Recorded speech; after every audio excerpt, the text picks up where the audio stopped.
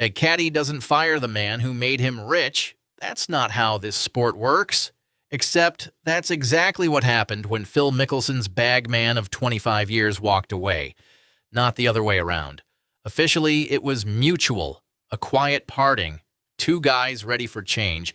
But strip that away and here's what's left. $900,000 allegedly never paid, and a man worth over $200 million who let it get that far.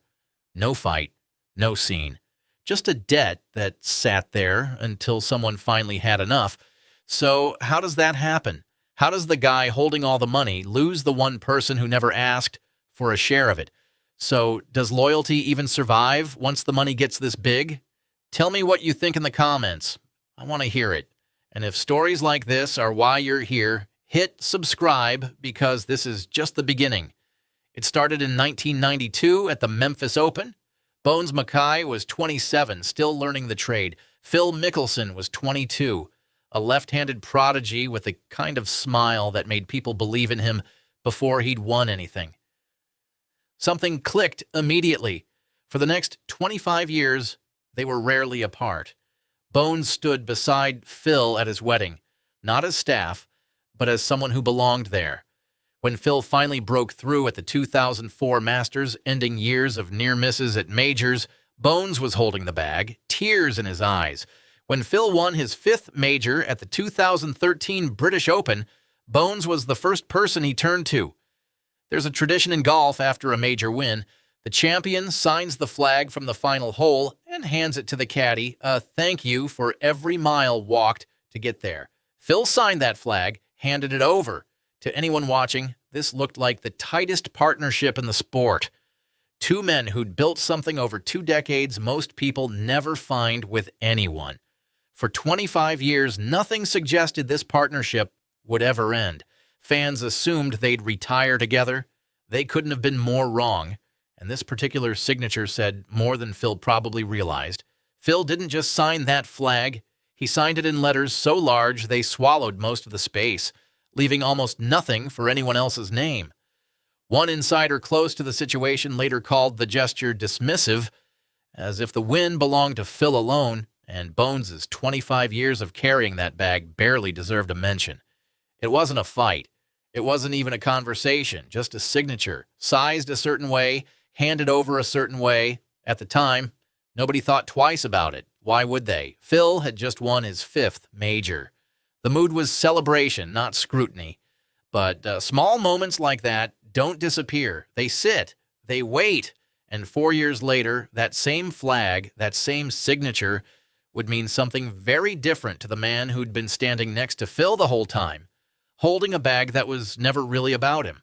But if that oversized signature hinted at a problem, what came next exposed it completely. Because behind Phil's public success, something far more expensive was quietly unfolding. That one was about to come from somewhere far more expensive. Between 2010 and 2014, Phil's gambling losses are estimated at around $40 million. Spread across 4 years, that's roughly $10 million annually at a time when he was earning close to $40 million a year from golf and endorsements combined. On paper, survivable. In reality, after taxes, management fees, and the cost of living like a global sports star, the margins were tighter than anyone assumed. Then came the insider trading case involving Billy Walters. Phil reportedly profited close to $1 million off a stock tip he shouldn't have had. He had to return the money, cover legal fees, and absorb the sponsorship fallout that followed. By the mid-2000s, Phil wasn't broke, but he was far from as liquid as his public image suggested. And that mattered more than people realized because of how caddies actually got paid. Under the PGA Tour's FedEx Cup structure at the time, bonus money was often deferred into retirement accounts instead of paid out immediately. Caddies typically earn around 10% of a player's winnings.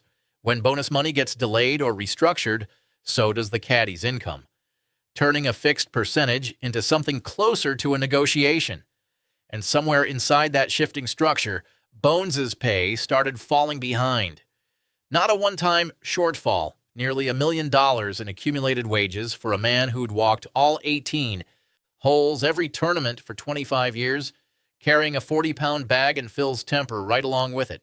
Bones never said a word publicly. He kept showing up. He kept doing the job. He trusted it would eventually get sorted out. That phrase, handshake agreement, sounds almost quaint. Old school, honorable even. But strip away the sentiment, and here's what it actually means. No paper trail, no enforceable terms, no protection if the person on the other end of that handshake decides the number doesn't matter anymore. Bones had given a quarter-century to a relationship with no legal standing behind it at all. And by the time that unpaid number reached $900,000, something had to give. What gave way didn't look anything like you'd expect. There was no argument, no shouting match on the course, no dramatic scene for anyone to witness. It happened in June 2017 during the Memorial Tournament, one of the most respected weeks on the PGA Tour calendar. Bones sent a short statement to a handful of veteran golf writers. Just one line. We felt it was time for a change. No explanation, no blame assigned, no mention of money at all. That was it. The golf world didn't see it coming. Even other caddies were caught off guard. Mike Fluff Cowan, a longtime caddy himself, later said he was stunned nobody around them had said a word to suggest this was coming. Read that line again. We felt it was time for a change. 25 years, 5 majors, a wedding, a debt nobody talked about, and that's all Bones gave the world to explain it. No mention of the $900,000, no mention of the flag, no mention of anything that actually happened behind closed doors, just 11 words, and then nothing else at all. If you were Bones, owed close to $900,000 after 25 years of showing up, no questions asked, would you have walked away that quietly, or would you have pushed, made noise, demanded what you were owed before ever writing that one-line statement? If you'd spent 25 years helping someone build their legacy, would you have accepted less than you were owed, or walked away without looking back? I genuinely want to hear your answer below. Everyone assumed Bones was the one left behind. You were the loyal employee quietly pushed out after 25 years of service. That's backwards.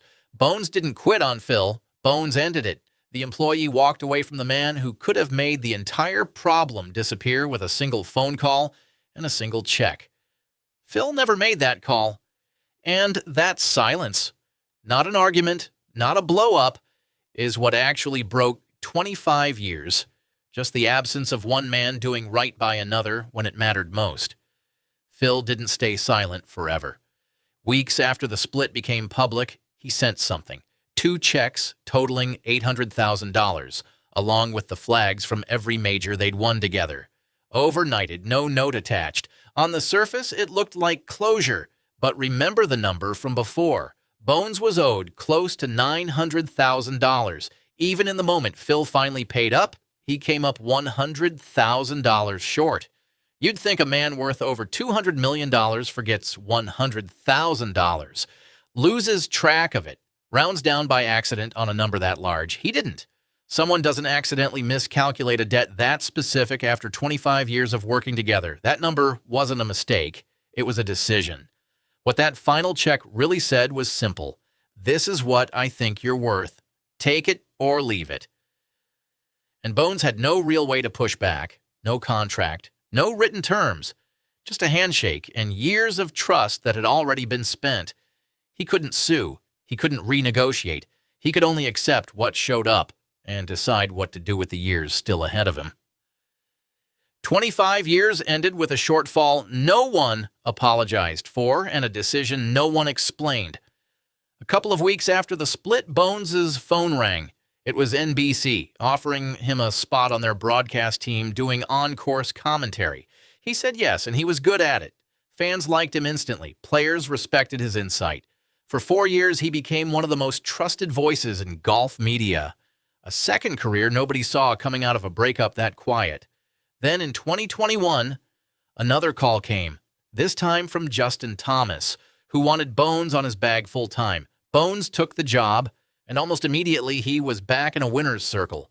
At the 2022 PGA Championship, Thomas's second in the major title, Bones was right there again, just like he'd been for Phil years earlier. After the win, Thomas signed the 18th hole flag, Remember that tradition, the one where the champion hands it to the caddy as a thank you? This time, the signature left room. Room for Bones's name, too. A small gesture, but Bones knew exactly what it meant because he'd been handed one before. Years earlier, signed in letters so large there was barely space for anything else. One player made him feel like an afterthought. One player made him feel like a partner. One signature barely left room for his name. Years later, another player made sure there was space for it. Sometimes respect isn't measured by money. It's measured by the little things people choose to do when nobody tells them they have to. And while Bones was rebuilding a career in respect, Phil's story was heading somewhere very different. After Bones left, Phil put his brother Tim on the bag. In 2021, at 50 years old, Phil won the PGA Championship, his sixth major, with Tim right there beside him.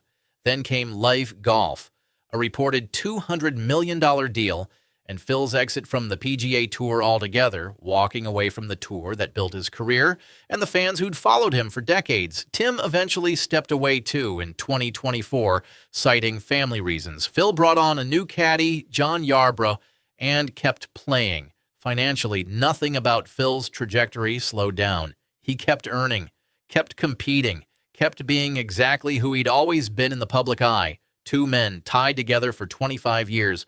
One turned in his resignation with a single line, took a $100,000 loss without complaint, and rebuilt a life where his name finally made it onto the flag. The other signed a $200 million deal, kept collecting checks, and never once mentioned the caddy who'd carried his bag through 5 of his 6 majors. Neither man said much about the other publicly after that, but you don't need a statement to see the difference between the two outcomes. The numbers already tell you everything. Because this was never just about Phil and Bones. It's about a system that treats caddies like disposable help instead of partners. No contracts, no union, no job security of any kind. Just a handshake, and whatever trust survives once real money enters the picture. Here's the number that should stay with you. Phil made over $96 million in on-course earnings across his career, before endorsements, before appearance fees, before the $200 million LIV deal. Against that number, $900,000 isn't a burden. It's a rounding error. Paying Bones everything he was owed wouldn't have made a dent in Phil's fortune. He could have settled it in full and never felt the loss. That's what makes the ending so difficult to ignore. Phil clearly had the means to settle everything, but for reasons only he knows he didn't. And that choice reveals exactly how power works in professional golf. Players hold all the leverage, caddies carry the bag, the stress, and the risk, with none of the security. Bones was fortunate. He had the talent to turn a painful ending into a second career most people would envy. Not every caddy gets that call. So here's what I want to know. Do you think Bones made the right call walking away? Or should he have pushed harder for what he was owed? Tell me your honest take in the comments. And while you're down there, let me know where you're watching from and how many years you've been following golf. If stories like this are why you're here, hit subscribe. There's more coming.